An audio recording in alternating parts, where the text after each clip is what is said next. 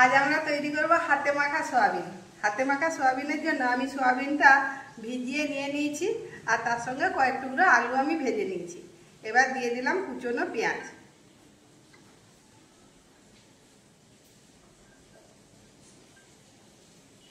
দিয়ে দিলাম আদা রসুন। আদা রসুন আমি গ্রেট করে নিয়েছি। দিয়ে দিলাম কুচনো টমেটো,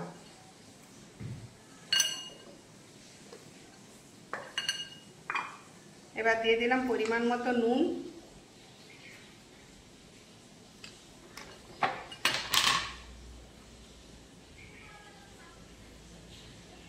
লঙ্কার গুঁড়ো,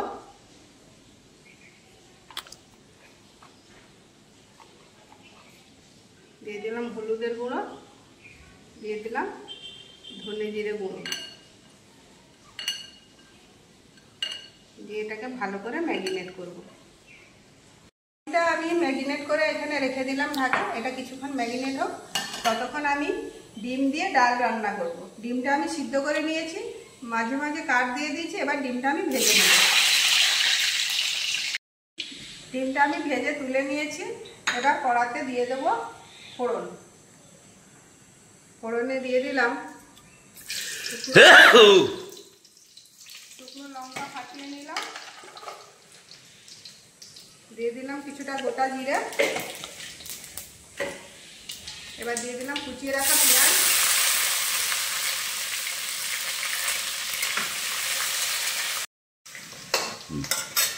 দিয়ে দিলাম থেতো করা আদা রসুন,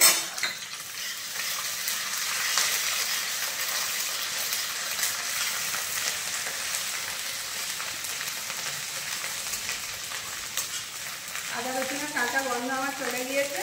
এবার দিয়ে দিলাম টমেটো কুচি,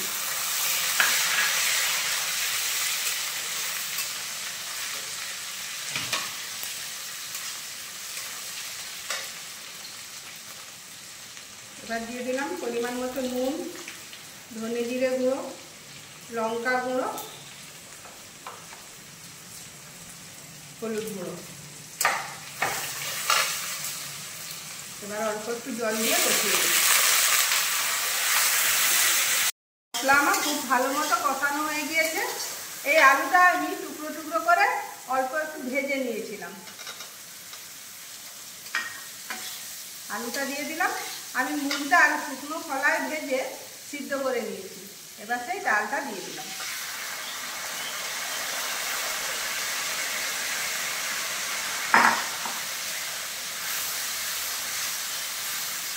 আলু মশলার সঙ্গে আমার খুব ভালো মতো কষানো হয়ে গিয়েছে। এবার দিয়ে দেবো কিছুটা জল।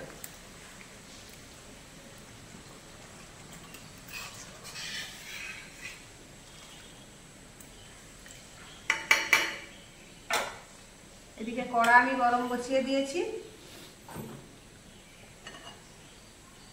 সয়াবিনের হাতে মাখা সয়াবিনের জন্য দিয়ে দিলাম 1 চামচ বাটার, দিয়ে দিলাম একটা দারচিনি আর 2টো এলাচ,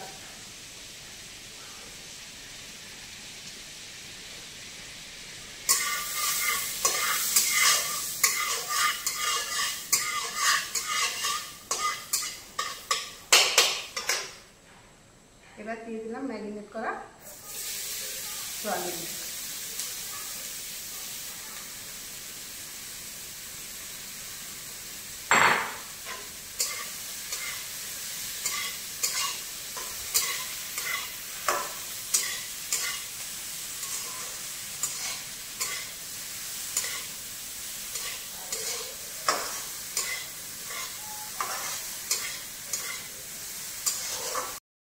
সয়াবিনটা আমার ভাজা হয়ে গিয়েছে। এবার দিয়ে দিলাম কিছুটা জল। জল দিয়ে এটা আমি ঢাকা দিয়ে সিম আঁচে 20 মিনিটের জন্য হতে দেবো। ফুটে গিয়েছে। এবার দিয়ে দিলাম সিদ্ধ করে ভেজে রাখা আন্ডাগুলো। মুগ ডাল দিয়ে ডিমের কারি, ডিম আমাদের রান্না হয়ে গেছে। এবার দিয়ে দিলাম কিছুটা গরম মশলা আর দিয়ে দিলাম অল্প একটু গাওয়া ঘি। ডাল আমাদের হয়ে গিয়েছে। সোয়াবিন আমাদের রেডি হয়ে গিয়েছে। এবার দিয়ে দিলাম অল্প একটু গরম মশলা।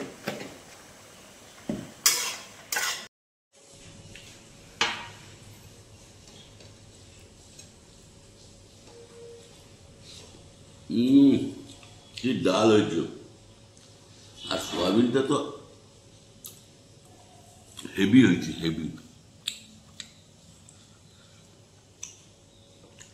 আর বাটার দিয়ে সোয়াবিন, হাতে মাখা সোয়াবিন, বহু সুন্দর হয়েছে।